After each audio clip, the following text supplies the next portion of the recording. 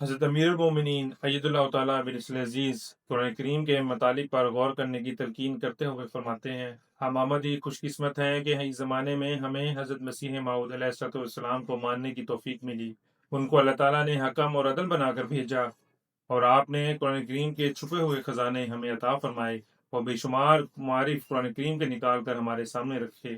ہماری تعلیم و تربیت کے لیے ہمیں واضح طور پر ان احکامات جن کو ہم بعض اوقات سمجھ نہیں سکتے، ان کی بھی تشریح فرما کر ہمارے لیے آسان فرما دیا۔ بس اللہ تعالیٰ نے اگر یہ کہا کہ میں نے آسان بنایا ہے، تو آسان بنانے کے لیے اللہ تعالیٰ نے مختلف وقتوں میں استاد بھی پیدا کر دیے،